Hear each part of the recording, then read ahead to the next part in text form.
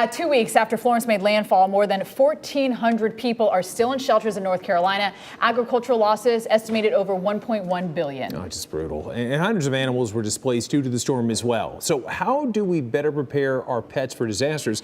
Well, joining us here in the studio is veterinarian Dr. Ruth MacPete. Thanks so much for being here with us. Thank you for having me. Okay, so what is the first step in preparing our pets? Well, the first and most important thing is that everybody makes sure their pets have proper identification. Okay. So all animals need to have collars with ID tags and microchips, even indoor cats, because in emergencies, pets get out. So that's the first thing. Next, you want a disaster kit. They're very easy to make. What I recommend is that people get a backpack that's brightly colored so they can identify it. Then you're gonna wanna actually stuff it with food and water for your pet.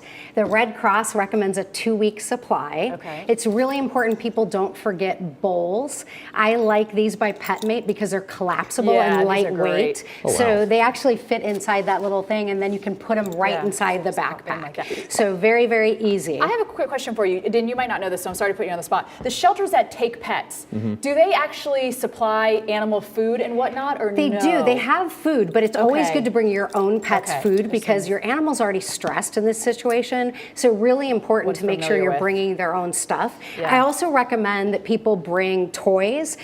These are my dog's favorite, the Hero dog toys. This is important because a lot of pets hide. So I recommend you put these in your pack so that you can squeak it if they're hiding and they come out. If you end up in a shelter or something, they have something that's familiar, that's their own, in addition to the food.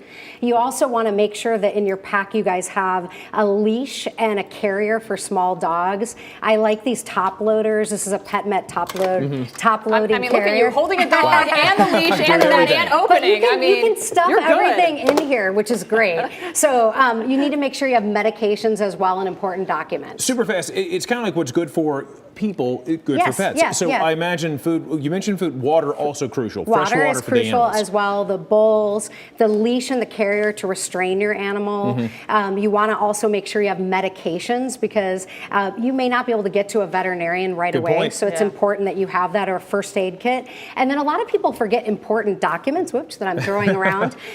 Those would be like a vaccination, proof of vaccination, proof of ownership or adoption, papers, and then also medical history so that you have that. We should have introduced, by the way, this is Junebug and Samson. Yep. How early should you get all these preparations ready? You want to do it right away. The best thing that people can do is be organized and prepared. Like they can do it now, right? Just have like a go bag for the dog, leave it in the closet. Yeah, you don't know when you're going to need to evacuate. What I like, again, is once you get all this stuff ready, I like to put the whole thing that's, stick all of this inside of here and then have this in your garage ready to go.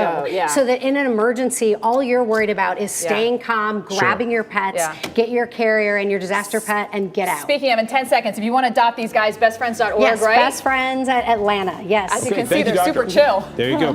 Easygoing guy. See you a little bit.